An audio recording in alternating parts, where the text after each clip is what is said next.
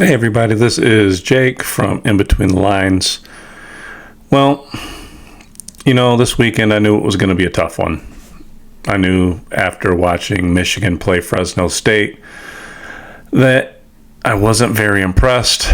Like I told some of my friends before, though, I left the Fresno State game thinking and feeling the same way I did after Michigan played East Carolina in game 1 of last year. Just didn't block well, didn't really get what I wanted to see from the quarterback. Just nothing really, even though the score was good, not really what I wanted to see. My hope was that they knew that they were playing Texas the very next week and that maybe they just didn't want to show everything they had. But I also at the same time knew that Texas was a good team and it was very possible that we can get whooped. And obviously that's what happened. We got whooped in almost every aspect of the game. So what I'm going to do here today, for the first time, I'm going to actually watch some of the highlights and the breakdown of the game for the first time since I actually watched it live on Saturday, and just kind of tell you what I think of it. If I see the same things here that I saw when the game was actually being played. It's going to be a tough watch. So we will go ahead and get started here. I tell you what, Texas looked ready to go. I almost felt like watching Sherrone Moore's press conference that day, that he knew something bad was about to happen. So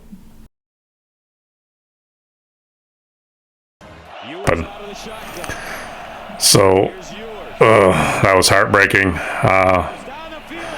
Got him to 3rd and long. Thought, okay, maybe that defense is going to be good. And man, I was happy about that. That kind of felt like a win. I felt like they had actually went down the field and were able to stop them there. Davis Warren just doesn't look like that guy to me. But Quinn Ewers sure looks like that guy. God, he's good.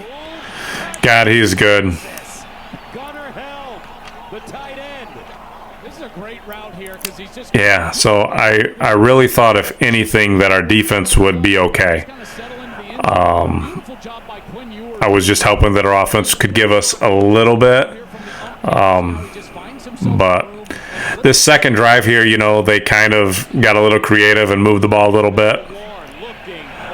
Davis Warren seems like he throws off his back foot a lot, but in a game like this, you can't be happy with field goals because Texas is going to get the ball and they're not going to score field goals. They're going to come down, and God, it just seemed like they really just did anything they wanted.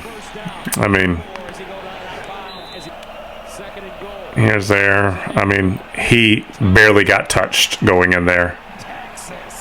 It was frustrating. I mean, I think it was at this point I realized that, we're in a lot of trouble. That was a horrible pass. Absolutely horrible pass.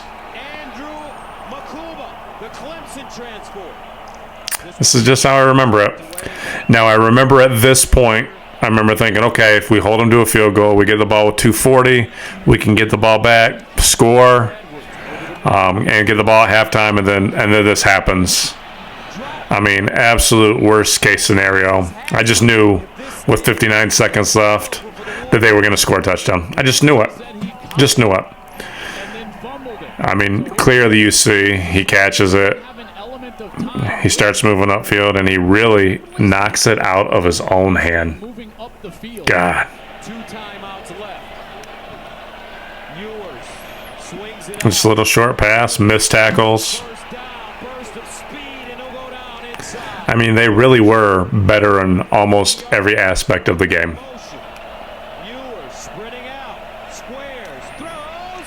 Touchdown. It makes it 24-3 at halftime, and at this point, I really knew the game was over. I remember actually thinking that maybe they should bring Orgy in the second half, and they didn't, which this was actually a good play. He made that play a couple times where he rolled out to his right and then stops right there, but still weren't able to get a touchdown. I mean, our biggest bright spot was our kicker is pretty good, but Texas just did whatever they wanted. Whatever they wanted. Look at that. I mean, I knew they were going to score here. I mean, once again, basically not touched till he's actually in the end zone. It was just bad all the way around. Going back to Orgy, like I said, it made me just think that, that was horrible. Like I said, and I don't know if that was Davis Warren's fault or if it was the receiver's fault. I mean, it looked like he threw it to where two guys were, but that usually they say two guys aren't supposed to be in the same spot. So obviously that's just bad execution. Here he goes again doing one of those roll out to the right. It's a nice long throw. I remember originally thinking that was short.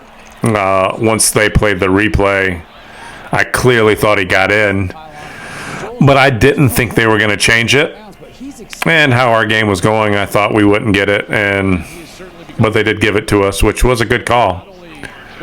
But going back to Orgy, I mean, when we get to the fact that other than I think they did him in 2 or 3 times and literally just had him run up the middle both times, it has to tell me that Orgy just must not be any good. He must not be able to throw, and I guess that's some of the things that I heard coming out of the camp was that, especially towards the end of the fall camp, that he couldn't throw the ball. I think we saw that a little bit in the 2 or 3 throws that he made in Fresno State, that he's just not there. And like I said, I have a couple reactions to this game. One is Texas is good.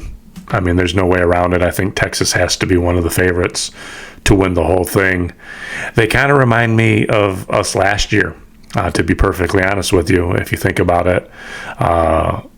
Come off a kind of a heartbreaking loss in the semifinal where, I mean, they were literally one play away from playing in that championship.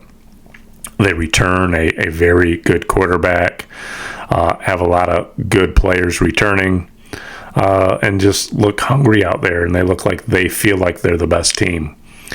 And there was definitely a different atmosphere from what it looked like from Michigan. Michigan did not look like they felt that they were going to win that game.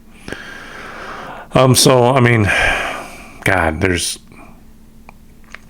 we have the potential to have a very long season. Like I said, USC's looking like they could be good. We have them in 2 weeks. Oregon's not looking like everybody thought they were going to look, but that's still going to be a tough game. We still have Ohio State. So, I mean, I understand this Davis Warren kid really this is only his second college game. They said that he only played 7 total games in high school because of the cancer situation. So he just doesn't have the game experience. And so it's kind of going to be a learning process because it doesn't look like Orgy's going to be that guy either. So could be a very long season. I mean, it's definitely tough when you lose 11 starters. I think 18 total players they lost, but 10 starters on offense. Basically a whole new coaching staff. I mean, new head coach, new coordinators. Didn't really get anybody in the portal. So, I mean, I think Michigan might have been a little overrated to start the season. But, this is the beginning of the year. They still have talent there, and maybe they'll get it figured out. But God, Texas is good. But hopefully I don't have to make too many more reviews like this where I'm just super disappointed to watch it. Hopefully I can watch a couple good games that they win. But until next time, see you guys.